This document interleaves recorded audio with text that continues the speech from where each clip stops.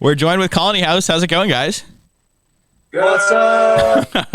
I was so stoked to see all four of you. I didn't know if I was, just getting 1, 2, 3. Here we go, all four. I know we did. I don't think we've ever done all like a Zoom thing like this where all of us have been on it. So yeah, it's definitely not easy. We are gonna have hiccups along the way. There are gonna be people talking over each other. It's true. The advantage of being on tour, though, like we're all in the same place all the time. So you might get a crew guy or two walking through as well. That's awesome. We're on our bus right now. I know. Well, I had read that you guys graduated to a bus with your last tour, and then it got cut due to COVID. So it must be so nice to get that bus life back. Oh, we're back. We're back on the bus, for better or for worse. Who knows? So you guys are in Colorado? We're in Denver, Colorado tonight. Sure are, man. Colorado. Oh yeah. Colorado tonight. You have Utah tomorrow, and then we got Idaho the next day. How are we adjusting back to tour life? We just had a whole year and a half without it. Well, a little tired.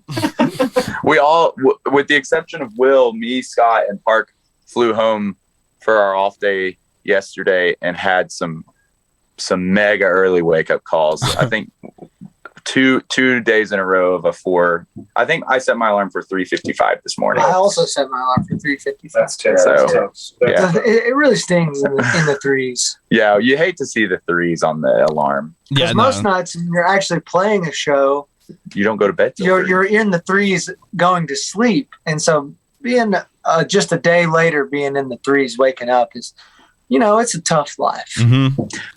But a great one too. Yeah, tough life that we're fortunate to live out. Yeah. That's right. If this is our tough, it's pretty good. My co-host and I, we also do touring stuff. We do it on obviously the back end of things, the VIP side. And I understand that when you get a day off, it's not necessarily a day off, because then you got your family shit and you got to clean and make sure you eat properly.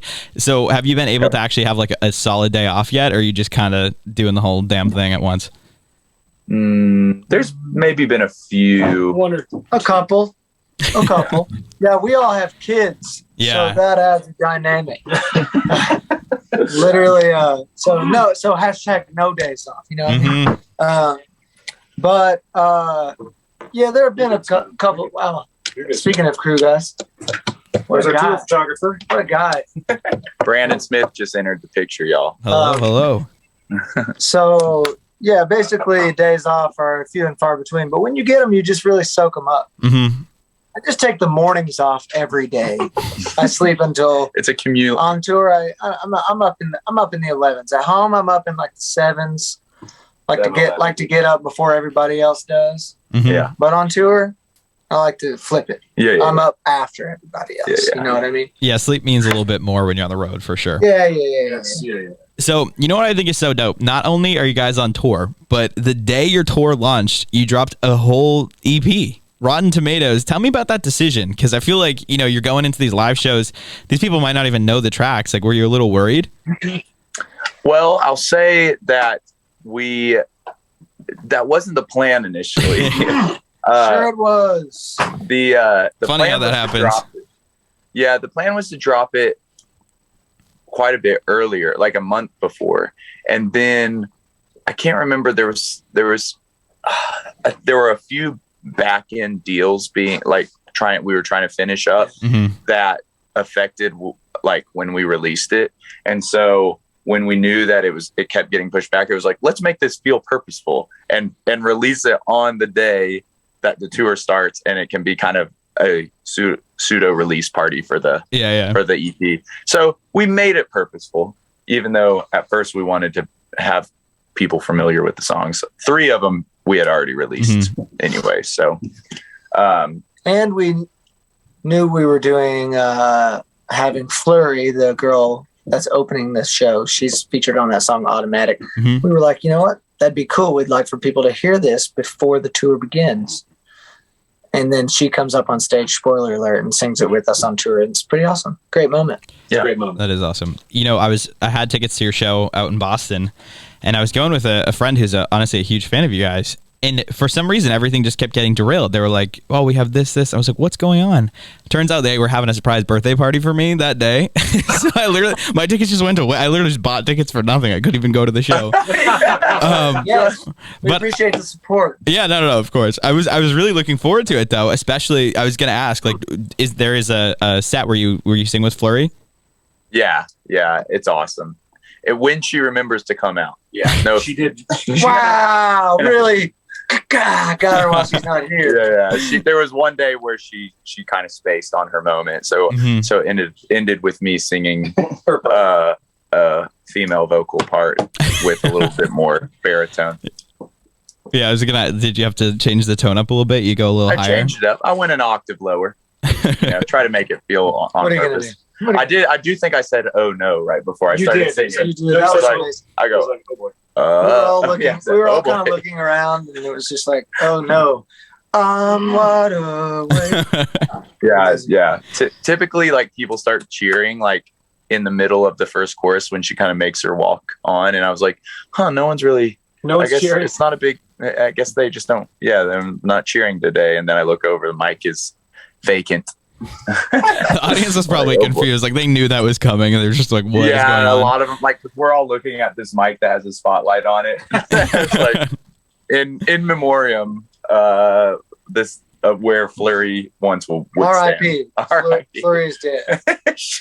Hey, well, talk about acting on the fly. It takes a true artist. I'm just glad I remembered the words. Bring it back to Rotten Tomatoes, though. I feel like, just as like a longtime fan of you guys, this was such a gift to us. I feel like it really kind of encompasses all of the sounds that anyone who's kind of grown with you grew to like. And I feel like for you, just kind of, not that it was a super surprise, but like surprise drop it. I thought it was awesome. What made you kind of want to put out all these different like sonics into this project? Well, first of all, thank you for saying that. We appreciate that. I feel like this season of unknown, the last year and a half, has brought on kind of all of bands, but like how we coped with it was just like acting on those spontaneous like ideas and not like feeling stuck to some huge project that we needed to like take time away from the road, take time away. I was telling someone the other day, an album really takes time, like life, I think, to happen. Like there has to be a lot of life for you to even have the material to intentionally go in and create your next album. For us, we didn't want the year and a half that we didn't know was going to be off time to be what was the inspiration for our next album. Yeah, that felt like, well, that seems like that's not why we don't just fill space with creating another album. This EP is like bits and pieces of ideas or songs that didn't make it to other albums through the years, where we're like, it doesn't quite, we really love this song, it doesn't quite fit the vibe of this, or it doesn't fit in the flow, or it doesn't fit, whatever it is. And then we just kind of, whether some were completely new ideas, some were bits and pieces that we put together. It just felt like a fun kind of like, with us going back out on tour, let's give one more nod, kind of tip of the hat to this kind of wild, spontaneous time that we all kind of had to be on our toes. Yeah. With, and that kind of feels what the album, I feel like sonically is like. It's kind of keeps you on your toes. Doesn't have like, oh, this is the direction they were going with this. It was just like, that was a little bit why we called it Rotten Tomatoes, because it was like the songs that fell off the vine. It was like, yeah, but they still, they still deserve to be. Not that you're supposed to eat Rotten Tomatoes. Cut the rotten. Doesn't totally hold up, but yeah. I envisioned it, Rotten Tomatoes, as the ones that have been hanging around for a while. That's why they're rotten. Yeah. We'll go with that. That's a better analogy. I think that's a really cool thing that you were able to kind of repurpose some of these tracks. Because when I heard "Oh Yeah," it reminded me of your track 320, which is one of my favorites, and I was really stoked that you guys kind of went that direction again. And then just to like see that music video of it come to life, I think it's cool that you were able to. Was that, first of all, was that one that was already like kind of sitting around? Kind of. kind of. So we had the riff to like Will had brought the like kind of for lack of better words, hip hop element like to the band, just like messing around, kind of remixing something a long time ago. And then I had written a riff that kind of sat on top of this groove, and that we were looking at to be on Leave What's Lost Behind, but it just never came together. We actually have versions of Oh Yeah where we replaced Oh Yeah and it was called Runaway. So it was one of the Runaway tracks. It was which was wild. But so yes, but we kind of like took it down to the studs and rebuilt it for that kind of that season. So it's yes and no. It's been around, and we also kind of built it from the ground up. No, I feel like that's kind of what happens. So you said the spirit of Rotten Tomatoes was to not overthink anything. As someone who went the label route and is now back to being independent, do you think that you may have lost part of your ability to not overthink because there was a time where you had so many corporate eyes on you? That's almost a trick. Like the answer to this will be confusing because I think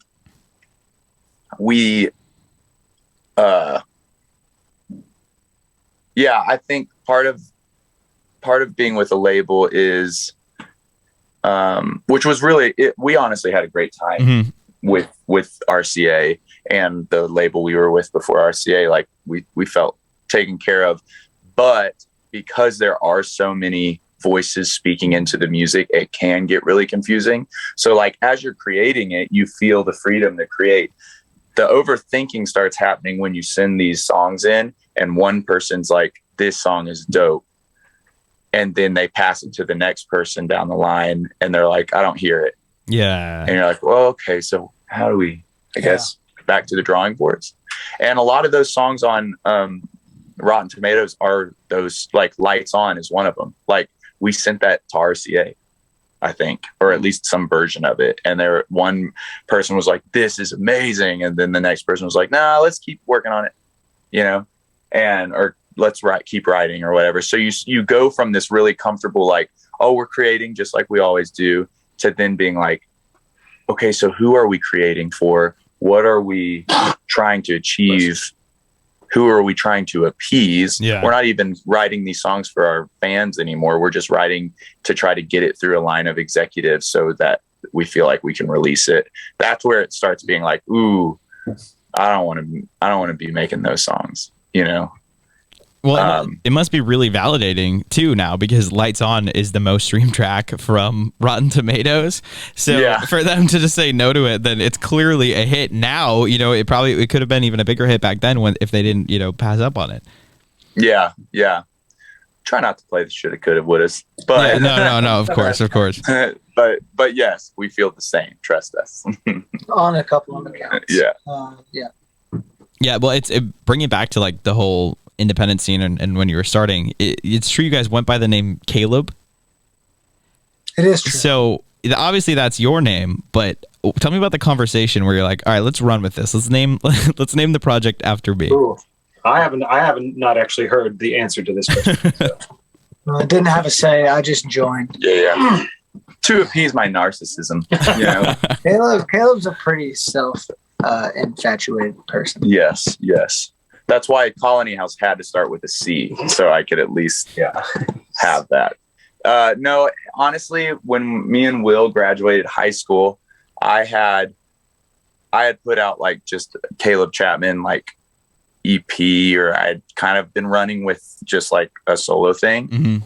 And when Scott started playing with us, and then it kind of started feeling more like a band, I was like, well, let's just take Chapman away and like be Caleb, kind of like Travis is Travis, even though Travis, I don't think there's a guy named Travis in the band, but we were kind of going off of this, that we like Travis was one of our favorite bands. James was another British band. I was like, it's like a first name. It's a cool thing. There's something to it. Maybe. Khalid. So we ran with it until it got too confusing. And then it was like, this didn't right. It didn't feel right. So when we put out the first full length album, we're like, let's rebrand it and make it something that feels like, I got tired of answering the question, is this a solo project or a band? And well, no, it's a band, but yeah, it is my name. So anyways, there was really no turmoil over it. Honestly, I think I was relieved to lose the name. Yeah, I feel like that's kind of nice to, not have all eyes directly on you because there is a band. It probably takes away some pressure. Totally. And then Colony House is born from an apartment complex in your hometown, yeah? That's right. It is where, well, before Scott and Will lived there, my wife, at the time girlfriend, lived with my sister at the Colony House apartment complex. And then when they moved out, Will and Scott moved in with our tour manager. And it's funny because it shouldn't have housed 3 people. I think the day our tour manager moved into Will's room, on the same day, Will was like, "Hey man, when do you think you're going to move out?" I literally think he asked him the day he moved in. So that's kind of just when we started the band. That's like everything centered around the Colony House apartment complex. It felt like, or that was like home base at least. It still exist today? Oh yeah. Certain. Is it like a I live like 3 minutes from there. Is it like a thing that people go there and take pictures and they're like, this is where it all began? We've had a few. I've seen a few. Yeah, because it has a cute little sign out front that says Colony. It just says Colony House. It's like, it's definitely, as we work our way up, it would be a great little, you go to Graceland to see Elvis's, stomping grounds. You go to Colony House, a little less luxurious than Graceland. A lot of history there, though. Yeah, I think it was like, what were we paying? Like we were paying like $700 a month. Yeah, I mean, collectively, that's how much the whole apartment. Yes, was. For the whole thing. Wow, like $350 a month. Yeah, so if that tells you anything about the quality of housing, though. It worked. It was amazing. It was walking distance to downtown Franklin. It's not that anymore. No, it's probably about $350,000 a month. Yeah. That whole area has changed quite tremendously. It's crazy. Well, I think I have you beat. My first apartment was $250 a month in good old Western Mass. Dang, it was very haunted, I will say. Wow, very haunted. Very haunted. We had like this, wasn't on the lease, wasn't on the walkthrough. We had this shed in the backyard, and you opened it and just had children's toys in it, like old children's toys, and like that's like right out of a movie. Like that's scary. Yeah. No. Nope. You wouldn't catch me opening that thing. So obviously you're back on the road. I don't want to take any more of your time. I know that you're busy, but I'd be remiss if I didn't ask, how does it feel to have gone viral on TikTok for a happy birthday song? Well, it's kind of hilarious. That was definitely one of those things, like TikTok, generally can be, you're not necessarily sure what the next viral thing would be. Mm-hmm. So for it to be a monotone happy birthday video, it's stupid. It's so ridiculous. Honestly is the most deflating feeling in the world, because you can work literally yourself into a puddle of tears on the floor because you care so much about your music, and you're like, oh, I just want this to be good for the people that are going to spend money on it, and you've poured your heart and soul into this, and the thing that has more eyes on it than like everything collectively, TikTok video, a happy birthday song. A happy birthday song. So that's a little bit deflating, but we'll take it where we can get it. Free marketing. That's right. No, I mean, I totally understand too. Like we talked to a bunch of independent artists who are really honing in on the TikTok. We had this one girl on the show. Her name's Natalie Madigan. She's actually also based in the Nashville area, and she had a few TikToks do well with her actual music, but then she had like a 6-second video where she burped, and it got 2 million likes, which means it got 10 million views. And I asked her, I was like, did that translate to any new listeners? And she was like, no, it just didn't translate at all. That's the thing. It's that is we could get in. This will be a different podcast. You know, it's like it does nothing. Yeah. Like you get super hyped on like, oh my gosh, did you see our latest TikTok got 65,000 views in 2 minutes? And you're like, so what? It's literally some puppeteer dude just injecting some, what do you call it, serotonin into your system to just because like these invisible numbers. There's some social studies that need to be done on that, dude. Yeah, I agree. Oh, for sure. Yeah, the whole platform is a tool, and if you can use it correctly where people then, you know, it relates to streams or whatever your mission is, awesome. But I feel like, so many people get lost in the sauce of what in views on TikTok, and like those do not translate to anything. Like you don't get anything other than validation, which if that's what you're going for, fine. But after a while, it's definitely going to mess with your brain. Yeah. Now, with all that said, I will say TikTok has one of our songs called "You Know It" has been like kind of picked up into a TikTok trend, which is just like like people like put that song to a montage of like my senior year of high school and it's little hot takes.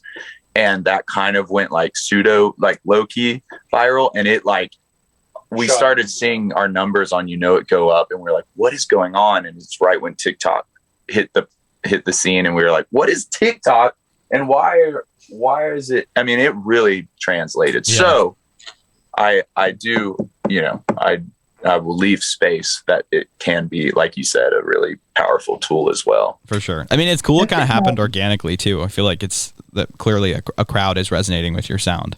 Yeah, for sure. Yeah. That's where label or like industry people are like, oh, we need to hop on this. And like, you need to get your TikTok and you gotta start engaging. I'm like, why? As soon as it's, you know, it's working without it. Yeah. You know, you're almost like, I don't want to get on there and like accidentally douse the fire. You know, it's like, now with all that said, we're on TikTok, but you kind of are like, those things happen because you never could plan it. Yeah. You got to just be okay with holding it all loosely, you know, celebrating when something does happen. Definitely. So, I mean, you guys are on tour now. It just dropped an EP, clearly busy.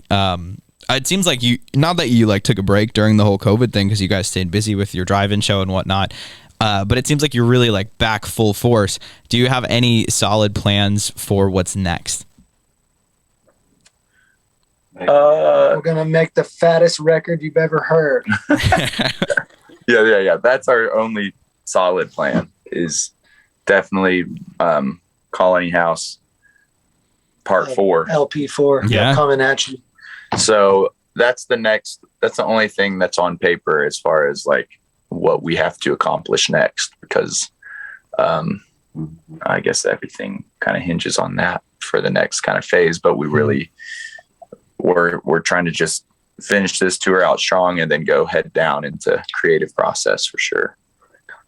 Congratulations, by the way, making it, you know, to 4 albums, still together, still having a solid fan base and people really into Colony House. That's an impressive feat. Thanks, dude. Hey, dude, look at that. That's good to hear. 2 times the sophomore. Yeah. Yeah. Senior year, baby. Let's do it. That's right, dude. Let's do it. That's it. All right. Well, thank you so much for calling in. Honestly, this was such a great time talking to you. I appreciate your time. I know we're on the road. We're on tour. Good luck at your show the next 3 days. That's crazy. And yeah, keep killing it. Thanks, dude. Appreciate it. Really appreciate it. Yeah, of course. Peace out.